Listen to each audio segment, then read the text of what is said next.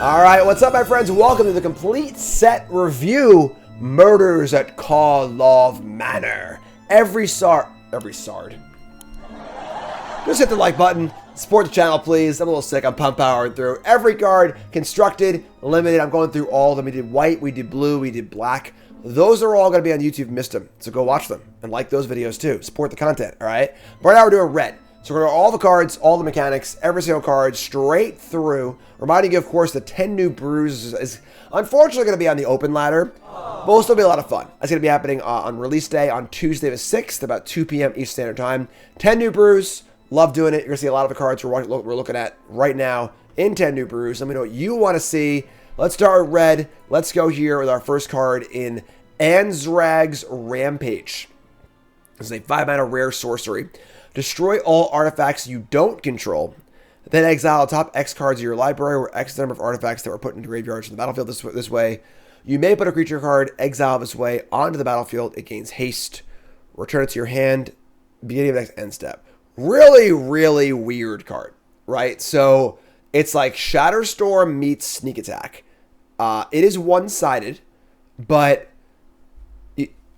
destroying all your opponent's artifacts if they're an artifact deck is pretty cool, but you can't really build around it as a sneak attack effect. So it seems like a really narrow card if you're playing some sort of like creativity deck or something and you're already playing some big idiots. Then you get to kill their stuff and do that. It does count your own stuff.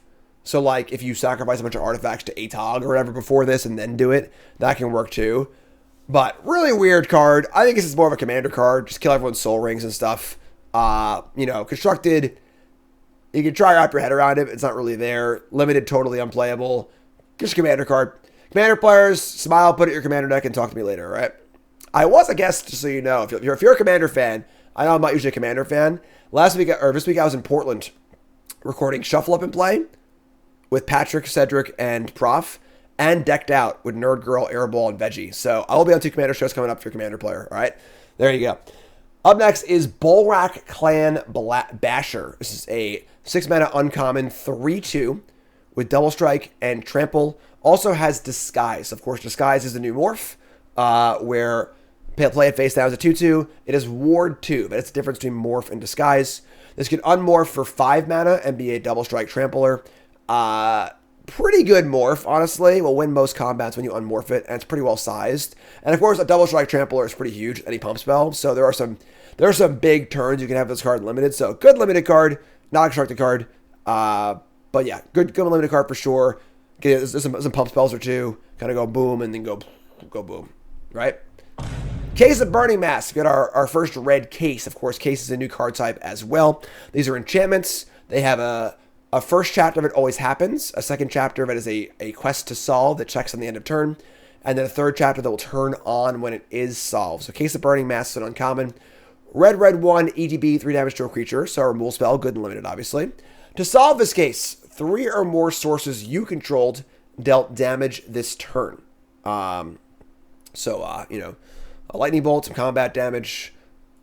Sorry, I just rules check something. It does count each creature as its own source. So combat damage is not its own singular source. If I have 5 1/1 goblins and attack, I'll get 5 counters on this. So this isn't that hard to flip actually. Pretty reasonable as far as I have some crappers in play, attack with all of them and flip it. The front loading here is pretty important. It deals damage. And if you solve the case, you can sacrifice this to exile top 3, choose 1 and play it this turn, which is pretty good honestly. So this can be a cantrip removal spell. So that's a great limited card, like phenomenal limited. Constructed, probably not. I think 3 damage only to a creature is not good enough. Not planeswalker, not player, but great limited card. Phenomenal card. Case of the Crimson Pulse. We have 3 mana for another case. This is a rare. When the case EDBs, discard a card, then draw 2. So we have the kind of Tormenting Voice effect. To solve this, you have no cards in hand. So again, the solve condition checks at the end of turn. If your hand is empty at the end of turn, it'll solve. Then when it is solved, beginning of your upkeep, you discard your hand and then draw 2. So every upkeep, discard your hand, then draw 2. That's pretty powerful. That being said, The front cost of 3 mana is a lot. 3 mana to not affect the board and just like discard a card to draw 2 is pretty rough. It is kind of cool how if your hand is empty, you just draw 2. But I feel like 3 is just too much. I think if this card costs 2, it would be bonkers good. But at 3 mana, this card's a little unexciting for Constructed. For Limited, it's great, right? You just empty your hand, draw some cards. That's pretty awesome if you're an aggro deck. But for Constructed, I think this is not really there. The upfront cost is just way too high. Compare this to a card like Fable the Mirror Breaker, where you're getting like a ton of value that affects the board on top of your filtering and stuff. That's rough. So yeah. So overall, cool card, good limited card, Constructed card, probably not.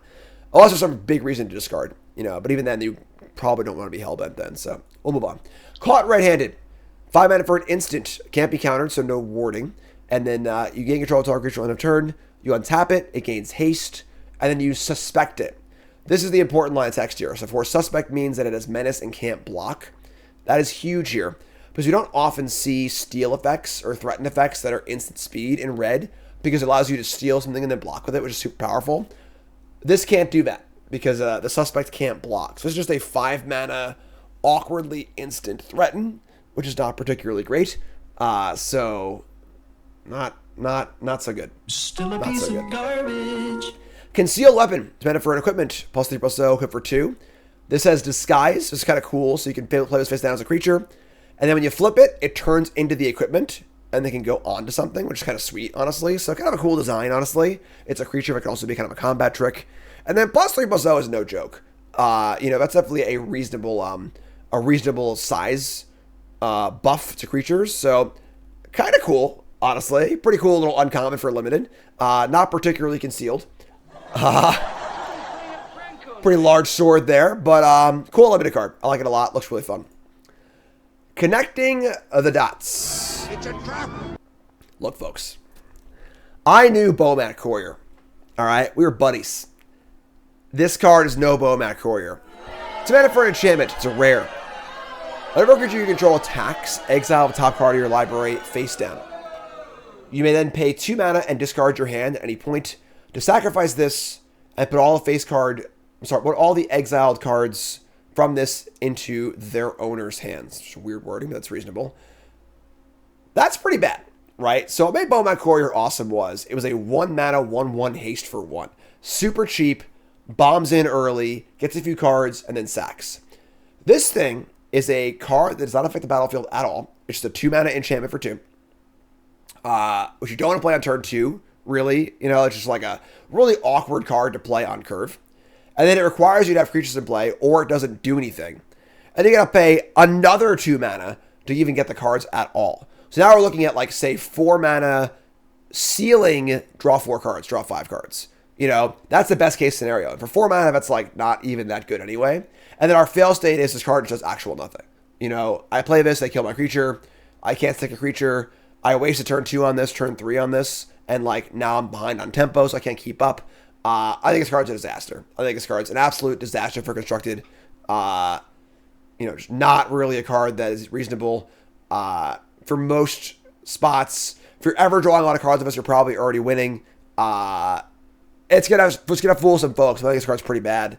For limited, this card's fine. I think you can, you know, get 4 cards off this limited pretty easily, and that's reasonable enough. But for Constructed, no way, no how. Trap card for red, connecting the dots. Cool art though. Convenient target. 1 mana for a red aura creature, enchant creature. With this ETB's suspect target creature has menace and can't block. Gives creature +1/+1, and then pay 3 mana and return it from your graveyard to your hand. So this is a pretty cool riff on Hammerand, which is a card that has seen play Constructed, and then also has the ability just to come back later on, which is pretty sweet, honestly. I think this card's pretty awesome, I think, honestly. As far as mono red aggro cards go, just super simple. It's cheap. It pushes damage. Gives creature menace, which is kind of cool also. And then it can just kind of come back for more, which is cool as well. You could put this on your opponent's creatures also, so they can't block, which is kind of cute. There's also the legend that exiles thing with suspects. It's kind of cool as well. I guess card gets some sleeper potential for sure. Cool sleeper card. I like it a lot. It's a great limited card. Card's just sweet. honestly. I think this card's really awesome. It's a lot in a little 1-mana package, which is pretty great. Cornered Crook. 5 mana for a 5/4 uncommon. When ETB, sacrifice an artifact. If you do, bolt something. Just a great limited card. Simple as that. Sack a clue, kill something. Obviously, just a very flexible, removally card. Well-sized. Can go to the face. Great limited card. Splashable. Not for constructed, but very reasonable. Up next is Crime Novelist. And this card could have very easily won some awards. It is actually very, very good, but didn't win an award this time, but still a really good card. 3 mana for a 1/3 Goblin Bard. We love our goblins here, obviously. Whenever you sacrifice an artifact, put a +1/+1 counter on Crime Novelist and add a red. So there is major, major combo potential here. This card, plus the card animation module, goes infinite, where it's like you pay, whenever you put a counter on something, you pay 1 to get a token, and then whenever you get a token, you need a sack outlet also, but it just goes infinite or whatever. So sack outlet plus module, and this is infinite, which is pretty sweet. But any just like random, just sack a clue, get an extra red. Cool. Now clues cost 1. That's awesome. Sacrifice a Bowman Corer or some goblin thing. Get a counter, get a mana. Pretty cool also. So I think this card's great. Going to be a huge card commander, obviously, because all infinite combo crap. But this card can definitely see play in Pioneer, see play in Standard, maybe an outside shot in Modern. But needs some help to do stuff. By itself doesn't do very much. A pretty awesome card. Adding counters is great. Adding mana is great. Plays very well with the mob boss also, which we'll get to. But Crime Novelist didn't get an award, but this card's really, really good. Don't underestimate it. Card's awesome. And let's move on. Next up is Demand Answers. 2 mana for an instant. Additional cost to cast a spell, discard an artifact, or sacrifice an artifact or discard a card, draw 2. This card's pretty awesome, right? So this is a powered up version of Tormenting, not Tormenting Voice. What's the instant Tormenting Voice? I can't think of it. Throw Possibility, which is a card that has seen playing constructed before. And this gives you the option of discarding a card or sacrificing a artifact to draw 2, which is pretty awesome, honestly. So we have kind of like a Thrill of Possibility plus Deadly Dispute kind of effect. So definitely a serious limited card for sure. Constructed card. We'll see play in multiple formats, I think. Card's excellent. Good and limited. Good for sacrificing artifacts. Good for discarding cards. Good for doing everything. Just a really, really good card. The most efficient we've ever seen this effect, which is pretty awesome. And card's great. No awards, but card's excellent. Expedited Inheritance. Red for an enchantment mythic.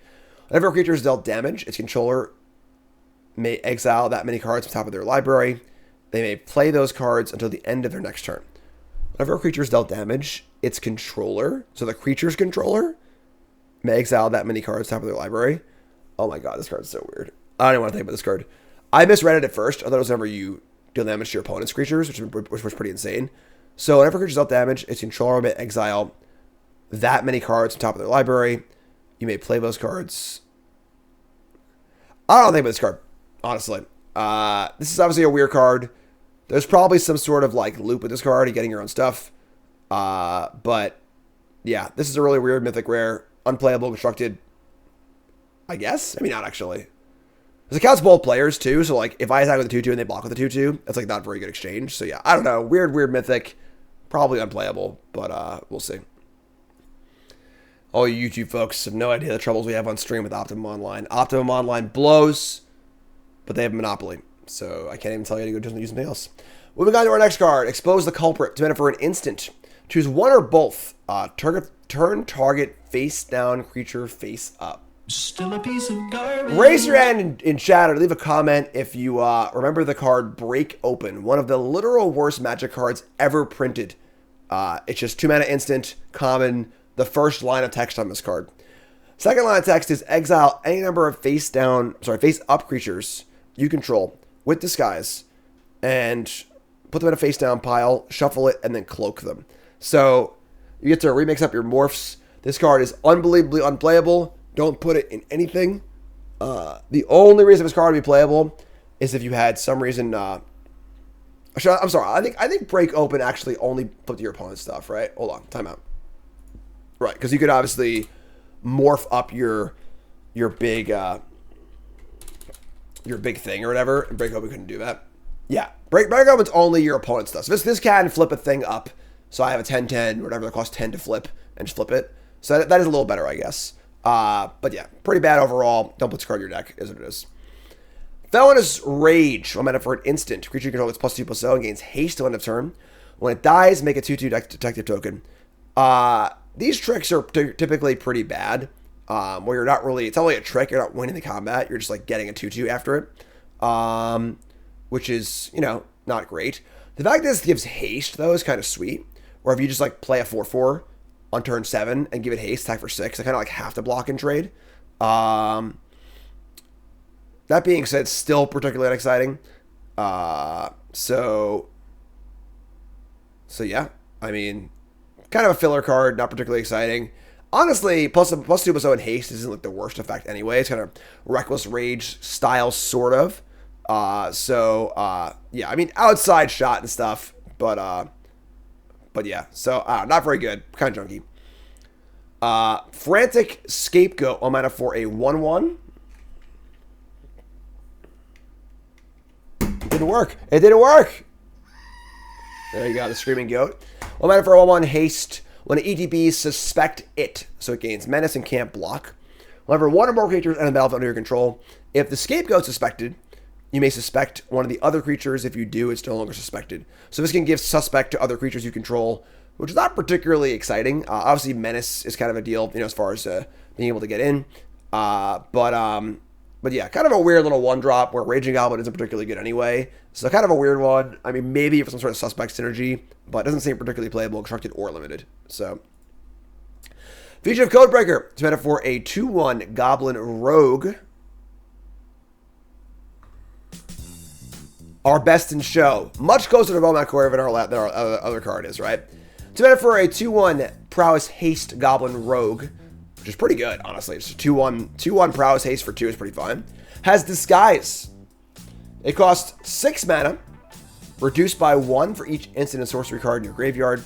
And so we can morph this, and then if our graveyard's full of instant sorceries, pay 1 and flip it. When you flip it up, discard your hand and draw 3. Pretty awesome. So the both sides of the ball here are great, right? This 2/1 Prowess Haste for 2 is just like fine. Just like Monastery of Spear-esque. You just play it, play a spell or 2, get it for 4, awesome. And then you have the ability where later in the game, you can just like flip this thing over, empty-handed, draw 3 cards out of nowhere, awesome. So it's kind of like a Bedlam Reveler. It's actually good early. I think this card's awesome. Playable in multiple formats. Again, 2/1 Prowess Haste is just great, and then the upside is phenomenal as well.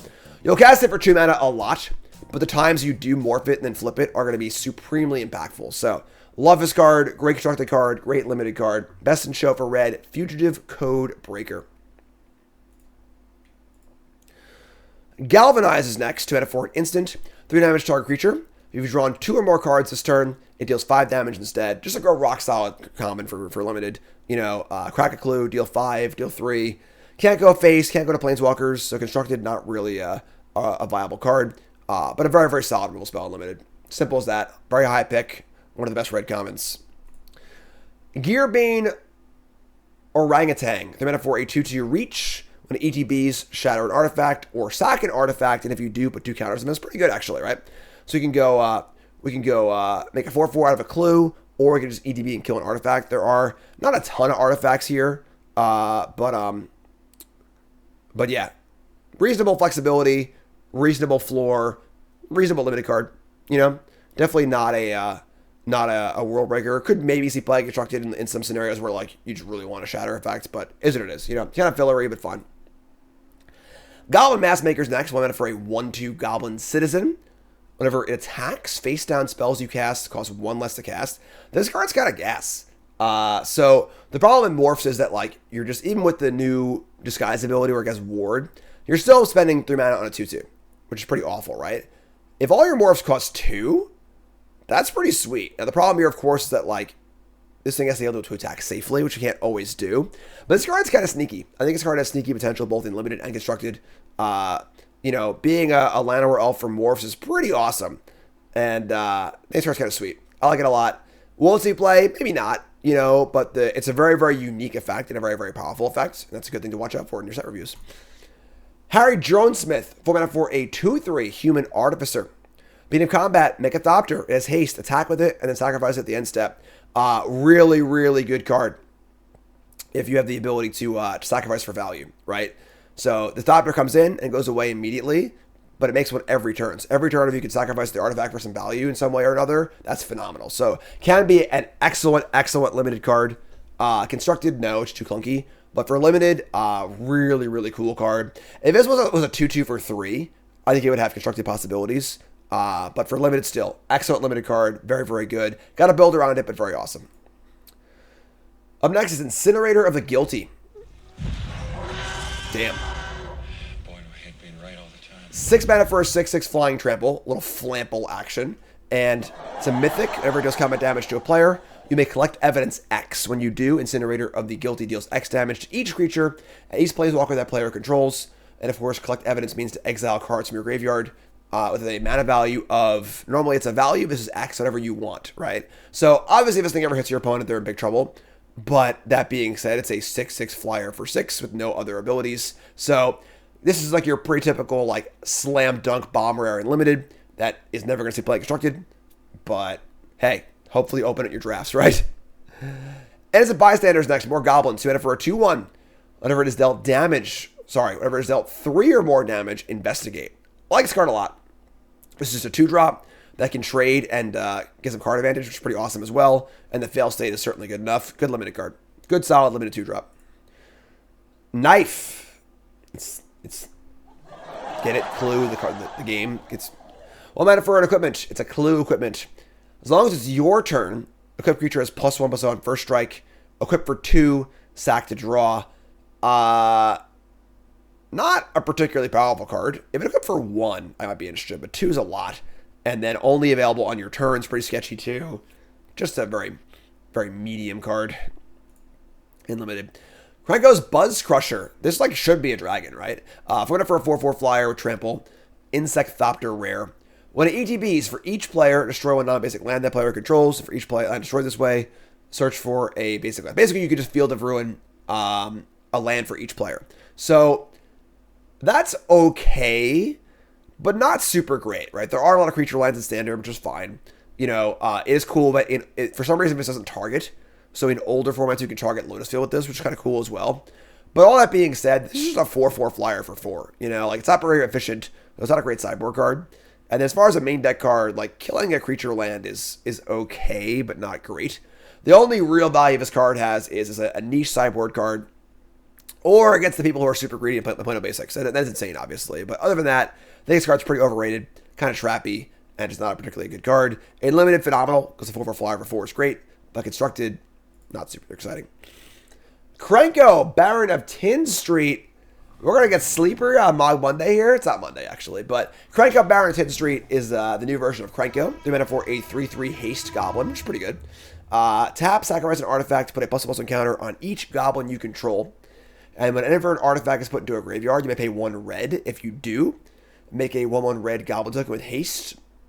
And of course, if you learn how the stack works here, sacrifice an artifact, the +1/+1 ability will trigger, and then the triggered ability will trigger. You pay a red, get a goblin, and then it gets pumped also. So pretty powerful synergy here, and there are some good goblin, you know, kind of like artifact-y things happening. You know, Gleeful Demolition. There's even like Sokazan Smelter, which is kind of cool as well. So there are some pretty cool goblin artifact things happening, and this does work well with those, which is sweet. And then the rate's fine too, right? Like a 3/3 haste for 3 is just fine. It's just like not bad at all. So, and also gonna be haste, the ability is good too. So this card's actually pretty awesome. Even if you aren't playing that many goblins, I think this card's still pretty reasonable. And again, big one here is being Gleeful Demolition as a way to pump up the goblins and make off that, which is awesome as well, and plays in a similar space. Great limited card also, obviously. Just a sneaky sleeper, you know. We've had a few bad Crankos recently, but this one's actually quite good. Card's great. Cranco, Baron of Tin Street is our sleeper card for red. Lamplight Phoenix is next. They made it for a 3/3 flying Phoenix. No haste, but it can block, which is important. Whenever it dies, you may exile it and collect evidence 4. If you do, return Lamplight Phoenix to the battlefield tapped. So that's pretty awesome, honestly. So whenever it dies, you can block with it, collect evidence 4, bring it back. It's well sized. 3/3 flyer for 3 is certainly reasonable. You gotta have cards in your graveyard, obviously, to make this card super exciting. It's also a Phoenix that does not want to go in the graveyard without dying. You need to cast it first. That being said, though, the Raider's pretty good. If this thing comes back one time, I think you're pretty happy. So, pretty cool card. It's a little middle of the road, a little mid-rangey, so not like super good at aggro. Doesn't compare to like Godric and stuff like that. But, you know, definitely a reasonable mid-range card. We'll see play, maybe. Great limited card, obviously. Constructed, it's got a chance, but really cool art, too. Offender at Large. Optimum Online is the Offender at Large. We hate them. 5 mana for a creature giant rogue. It's a 5/4. Has Disguise, 5 mana flip. Whenever it ETBs or is turned face up, one creature gets +2/+0. So, you know, just your average kind of like more filler card and limited. Reasonable, you know, stats and abilities. So it's fine, but not the most exciting, but reasonable. Person of Interest. This is a 4 mana 2/2 common. When it ETBs, suspect it, and then make a 2/2 detective. So 4 mana gives you 2 2/2s, one that can't block it as menace, one that's detective. Kind of a cool way to trigger your 2 power effects in white, which is kind of sweet.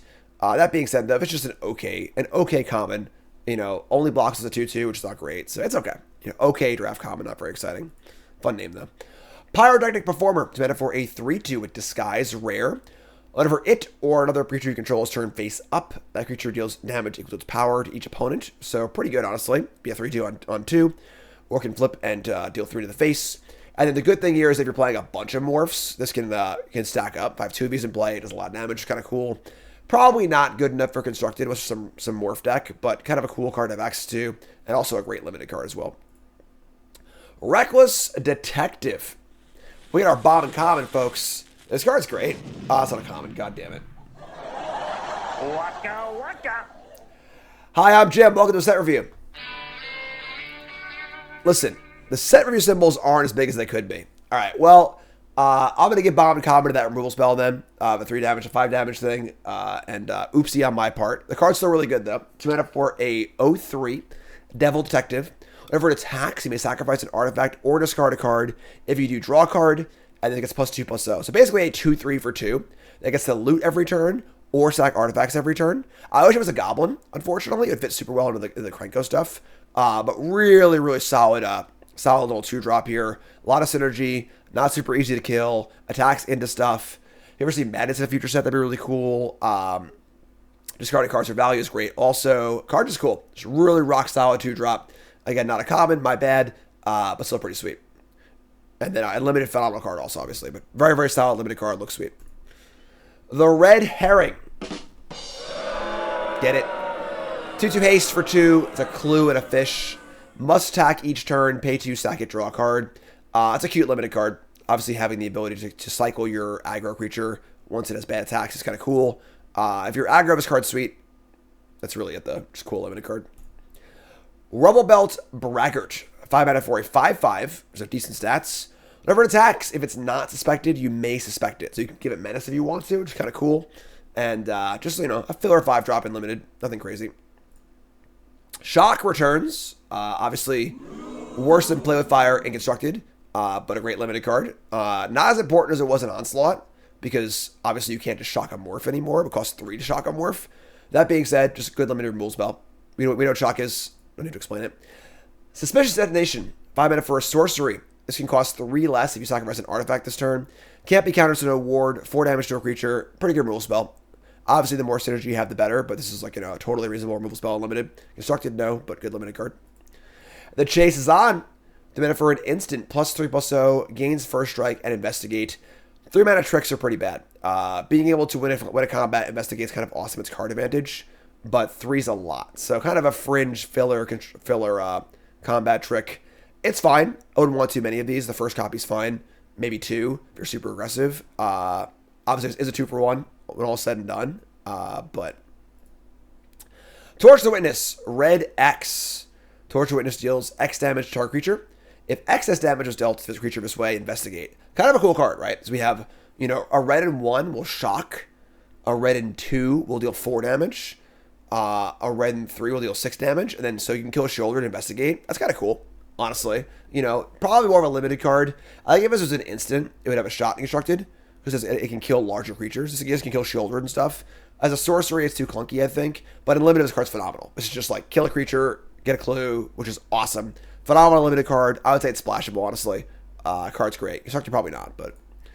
Vengeful Tracker, 2 mana for a 2/2. Human Detective. Their opponent sacrifices an artifact, they take 2. So obviously kind of a fun sideboard card. Doesn't really do enough against those decks, so probably won't see any play constructed.